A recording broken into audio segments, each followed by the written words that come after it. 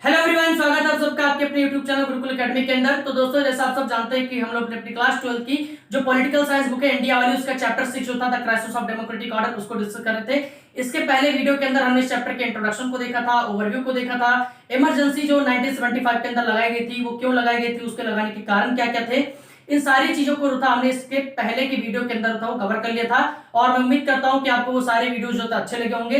तो आज के इस वीडियो के अंदर होता है हम अपने जो आगे के टॉपिक्स हैं हम उनको कवर करने वाले हैं। सो हमेशा की तरह वीडियो को पूरा जरूर देखिएगा, और अगर आपको कोई डाउट इसमें आता है तो आप मुझे कमेंट सेक्शन के अंदर भी मेंशन कर सकते हैं। तो चलिए आज के अपने सेशन की शुरुआत करते हैं।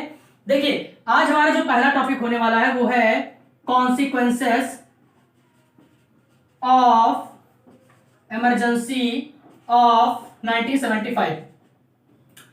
ये टॉपिक जो होता है बोर्ड पॉइंट ऑफ व्यू से बहुत ज्यादा इंपॉर्टेंट है। ठीक है, इसको मैं 5 में से कम 4 स्टार तो मैं दूंगा ही।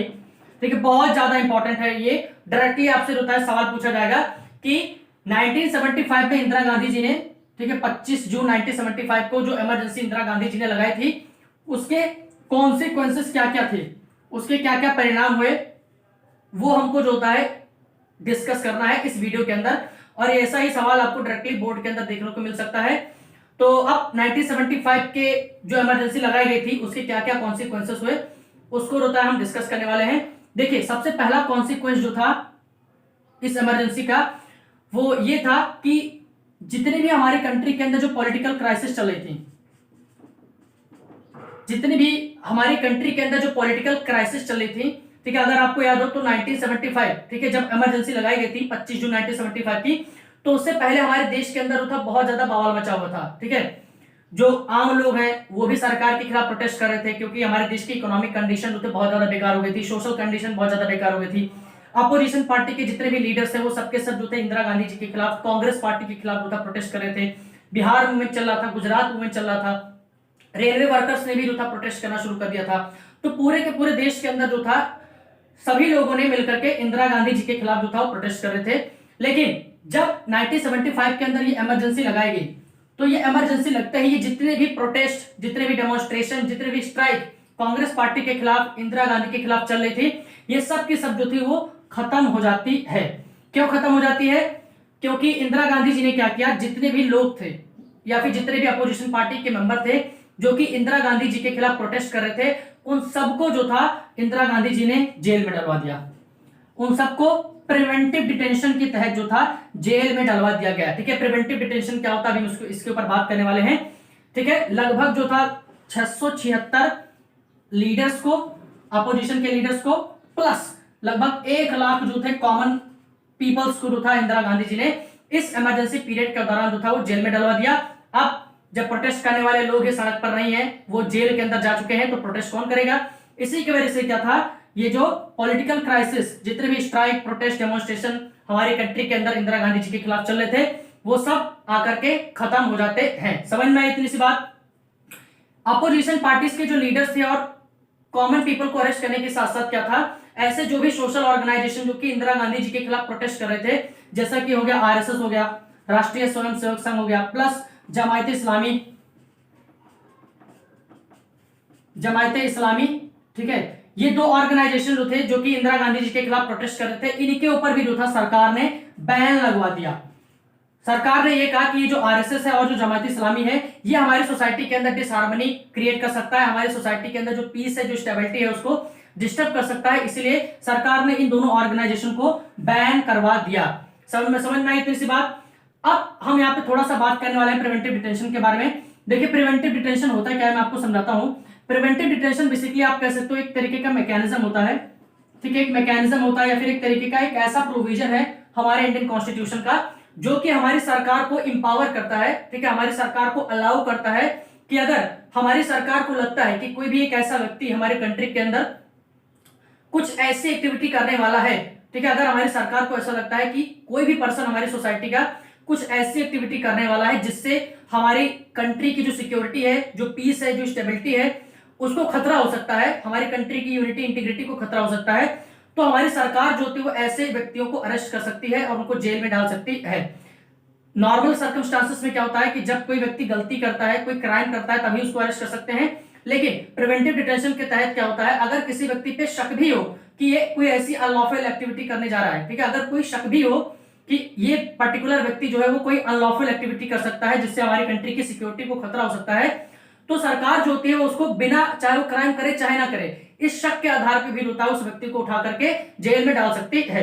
और ये जो मैकेनिज्म है, इंदिरा गांधी जी ने इसका बहुत ही ज्यादा जो था मिसयूज किया इमरजेंसी के दौरान। जितने भी लोग जो थे जो कि इंदिरा गांधी जी के खिलाफ प्रोटेस्ट कर रहे थे, जितनी पॉलिटिकल पार्टीज के लीडर, जितने भी सोशल ऑर्गेनाइजेशन के मेंबर्स जो इंदिरा गांधी जी के खिलाफ प्रोटेस्ट कर रहे थे, उन सबको इस प्रिवेंटिव डिटेंशन के तहत, ठीक है, उन सबको कह दिया कि आप हमारी कंट्री के खिलाफ, हमारी कंट्री की जो यूनिटी है, जो सिक्योरिटी हमारी कंट्री है, जो पीस है, जो स्टेबिलिटी है, उसके खिलाफ जो होता है आप एक खतरा हो, ठीक है, आप सब लोग जो होता है वो खतरा हो हमारी कंट्री की सिक्योरिटी के लिए, और इस शक के आधार पर इन सबको प्रिवेंटिव डिटेंशन के तहत जो था वो जेल में डलवा दिया, ठीक है, बहुत ज्यादा जो था इसका मिसयूज किया, ठीक है। तो इस तरीके से प्रिवेंटिव डिटेंशन का मिसयूज करके हमारे देश के जितने भी लीडर थे उन सबको जेल में डाला जाएगा, ठीक है। हमारे देश का जो अपोजिशन है, ठीक है, ऐसा कहा जाता है कि हमारे देश का जो अपोजिशन है वो इमरजेंसी की पीरियड के दौरान सलाखों के पीछे था, ठीक है, जेल के पीछे था, और ऐसा लगता भी है जो कि जो घटनाएं इमरजेंसी के दौरान हुई थी। तो पहला कॉन्सिक्वेंस जो था वो ये था कि पॉलिटिकल क्राइसिस हमारे देश का खत्म हो गया था। दूसरा जो कॉन्सिक्वेंस जो था इसका वो ये था कि इंदिरा गांधी जी ने जो था प्रेस के ऊपर, जो मीडिया वगैरह है ना, अखबार वगैरह के लोग जो है, इनके ऊपर सेंसरशिप लगा दिया था। सेंसरशिप मतलब क्या होता है, अब इसको समझ लेते हैं। देखिए, जो हमारे देश की जो प्रेस होती है, जो मीडिया हाउसेस होते हैं, उनके पास जो होता है फ्रीडम होती है, उनके पास फ्रीडम होती है कि वो सरकार के खिलाफ कुछ भी लिख सकते हैं, ठीक है, चाहे वो सरकार के फेवर में हो, चाहे वो सरकार के फेवर में ना हो, चाहे वो सरकार के अपोजिशन में हो, ठीक है, वो सरकार को क्रिटिसाइज भी कर सकते हैं। तो हमारे जो मीडिया हाउसेस होते हैं, जो प्रेस हमारी कंट्री की होती है, वो उसको आजादी होती है कि वो सरकार के खिलाफ कुछ भी लिख सकती है, ठीक है, चाहे वो उसके फेवर में हो, चाहे वो उसकी बढ़ाई कर रही हो, चाहे उसकी बुराई कर रही हो, कुछ भी जो होती है वो हमारी मीडिया हाउसेस, हमारी प्रेस जो होता है वो लिख सकते हैं, उनके पास ये आजादी होती है। लेकिन इमरजेंसी में क्या था, इंदिरा गांधी जी ने प्रेस के ऊपर सेंसरशिप लगा दिया, और इस सेंसरशिप को लगाने के बाद क्या हुआ, जो ये फ्रीडम होती है प्रेस की कि वो सरकार के खिलाफ कुछ भी लिख सकते हैं, कुछ भी का मतलब ये नहीं कि वो गाली वगैरह भी जूता लिख सकते हैं सरकार के खिलाफ, नहीं, ऐसा नहीं, ऐसी चीजें जो कि लॉफुल हो, ठीक है, लॉफुल हो, ठीक है, लॉ की कैटेगरी के अंदर आती हो, चाहे वो फेवर में हो, चाहे वो अगेंस्ट में हो, उन सारी चीजों को जूता लिख सकती हैं। तो ये जो फ्रीडम थी प्रेस की, उसको इंदिरा गांधी जी ने उसके ऊपर सेंसरशिप लगा दिया, ठीक है, और ये जो फ्रीडम होती है इंदिरा उसकी प्रेस की कुछ भी लिखने की, उसको कर्टेल कर दिया गया था। और इसके साथ साथ ये फ्रीडम तो उनसे छीनी ली गई, और उसके साथ साथ अब प्रेस के लिए ये भी कर दिया गया कि प्रेस वाले लोग जो हैं, चाहे वो टीवी वाले हो, चाहे अखबार वाले हैं, वो वही चीजें जो होता है दिखाएंगे, वो वही चीजें जो होता है छापेंगे जो सरकार चाहेगी, ठीक है, ऐसा भी जो कर दिया गया था। और इसके साथ साथ ये भी कहा गया कि अब जो प्रेस वाले लोग हैं या फिर जो टीवी वाले लोग हैं, वो अपने अखबार में जो भी लिखेंगे, जो भी टीवी पे जो होता है दिखाएंगे, उसको लिखने के लिए, उसको दिखाने के लिए सबसे पहले उनको सरकार से परमिशन लेनी होगी। जो मीडिया हाउसेस हैं वो जो भी अपने अखबार में लिखने जा रहे हैं या फिर जो भी टीवी पे दिखाने जा रहे हैं, उसको लिखने के लिए या फिर दिखाने के लिए उनको पहले सरकार से परमिशन लेना पड़ेगा, सरकार से अप्रूवल लेना पड़ेगा। सिंपल सा आप इसका ये कह सकते हो कि इंदिरा गांधी जी ने ये सेंसरशिप जो थी इसलिए लगाई थी ताकि जो प्रेस वाले हैं वो इंदिरा गांधी जी के खिलाफ कुछ भी गलत जो है लोगों के खिलाफ ना दिखा सके या फिर लोगों के खिलाफ कुछ भी प्रोटेस्ट ना कर सके। प्रेस की आवाज को दबाने के लिए जो था इंदिरा गांधी जी ने यह सेंसरशिप लगाई थी। मैं उम्मीद करता हूं कि आपको समझ आ गया होगा। इसके साथ साथ और क्या हुआ था, तीसरा इसका कॉन्सिक्वेंसेस जो था वो ये था कि हमारे देश की जो फंडामेंटल राइट जो था, ठीक है, इमरजेंसी लगने की वजह से हमारे देश का जो फंडामेंटल राइट जो था ये भी सस्पेंड हो गया था, ठीक है, फंडामेंटल राइट जो था हमारे देश का वो सस्पेंड हो गया था, ठीक है। फंडामेंटल राइट के अंदर जैसे कि जो राइट टू प्रोटेस्ट है ये भी सस्पेंड हो गया था। इसके साथ साथ जो आर्टिकल 32 है राइट टू कॉन्स्टिट्यूशन रेमेडी, जो कि ये कहता है कि अगर आपके फंडामेंटल राइट जो होता है उनका वायलेशन होता है तो आप सुप्रीम कोर्ट जो होता है या फिर जुडिशियल के पास जा सकते हो उसको रिस्टोर करवाने के लिए। ये राइट भी जो था लोगों से छीन लिया गया था, ठीक है। इनफैक्ट जितने भी लोग जो थे जिनको अरेस्ट किया गया था, सरकार ने जो था प्रिवेंटिव डिटेंशन के तहत जितने लोगों को अरेस्ट किया था उनके पास जो था उनको पहली बात तो अरेस्ट जो था बिना ग्राउंड बताए किया गया था। हम आपको किस वजह से अरेस्ट कर रहे हैं ये वजह बताए बिना जो था उनको अरेस्ट किया गया था, पहला जो था ये था। प्लस इसके साथ साथ क्या था, जितने भी लोगों को अरेस्ट किया गया था उनको ये राइट भी जो था नहीं दिया गया था कि वो कोर्ट के अंदर अपने इस अरेस्ट को चैलेंज कर सकें, ठीक है। नॉर्मली क्या होता है, जो भी लोग अरेस्ट होते हैं उनके पास ये अधिकार होता है कि वो अपना जिनको अरेस्ट किया गया है उसको वो कोर्ट में चैलेंज कर सकते हैं। ठीक है, अपने अरेस्ट के खिलाफ जो होता है वो कोर्ट के अंदर याचिका दायर कर सकते हैं।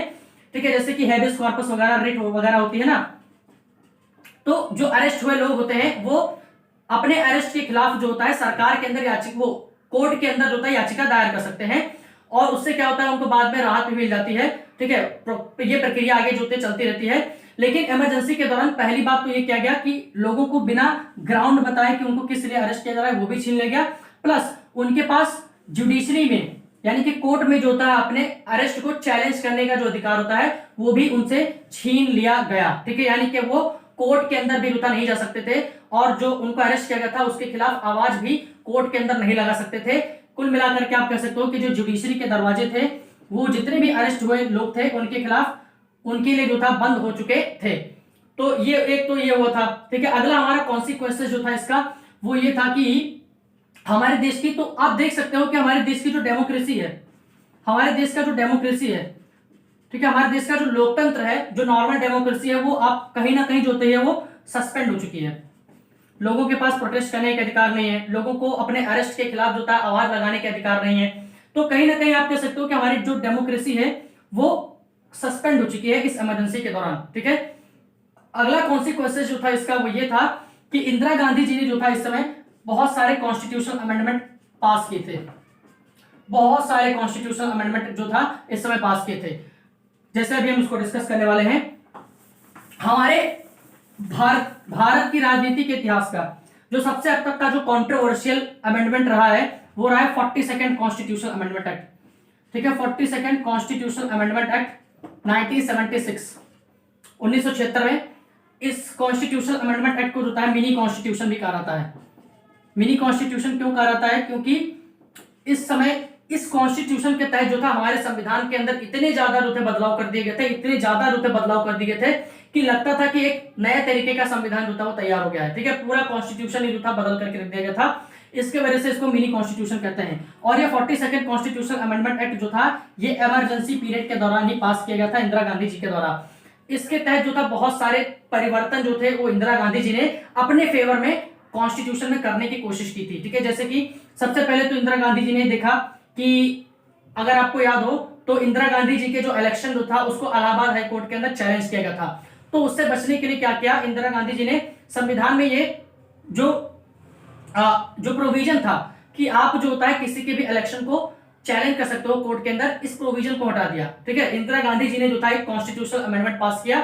ठीक है, इस 42nd कॉन्स्टिट्यूशनल अमेंडमेंट एक्ट के तहत, और ये कह दिया कि अब से क्या होगा, जो पीएम है या फिर आपके जो प्रेसिडेंट है, जो राष्ट्रपति होते हैं, उसके साथ साथ जो वाइस प्रेसिडेंट है, ठीक है, जो वाइस प्रेसिडेंट है, इनके इलेक्शन को आप कोर्ट के अंदर चैलेंज नहीं कर सकते हो।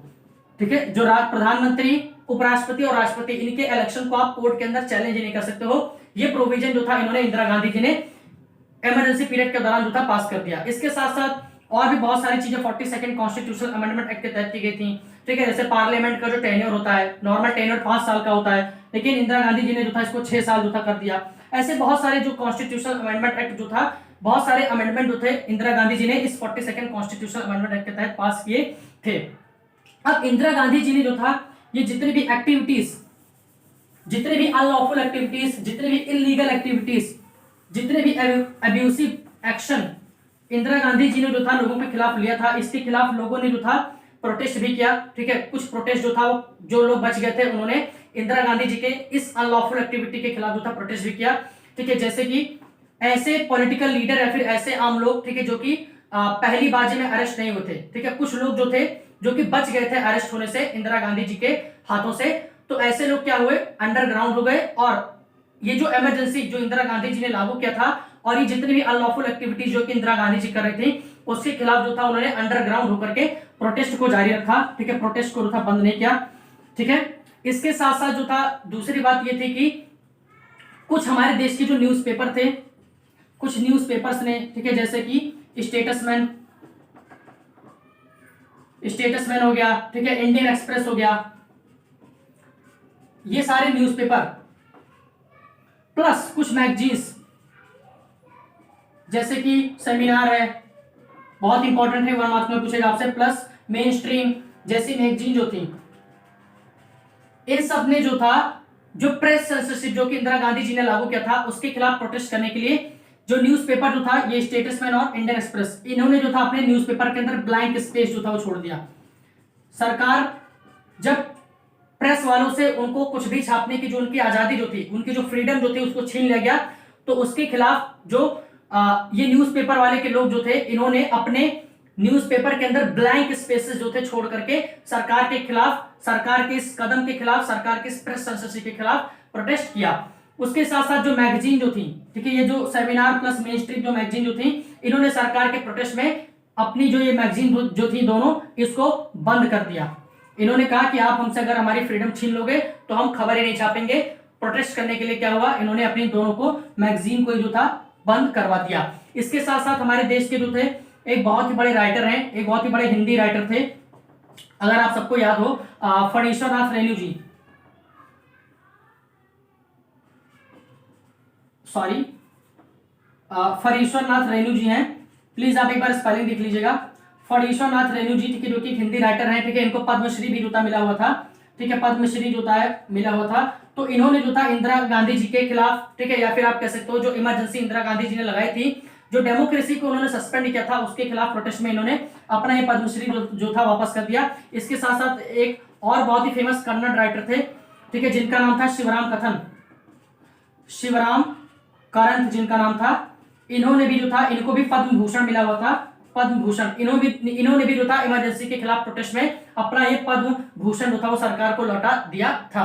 तो आप देख सकते हैं कि यहाँ पे कितनी सारी अनलॉफुल एक्टिविटीज जो थी इंदिरा गांधी जी के द्वारा की गई, ठीक है, प्लस लोगों ने जो था फिर भी जो अनलॉफुल एक्टिविटीज, ठीक है, जो अब्यूसिव एक्टिविटीज इंदिरा गांधी जी ने किया उसके खिलाफ जो था प्रोटेस्ट किया था, ठीक है। पूरा देश जो था वो आप कह सकते हो चुप नहीं था, ठीक है, कुछ लोग थे जो कि प्रोटेस्ट कर रहे थे, बाकी लोगों को तो इंदिरा गांधी जी ने जेल में डलवा दिया था।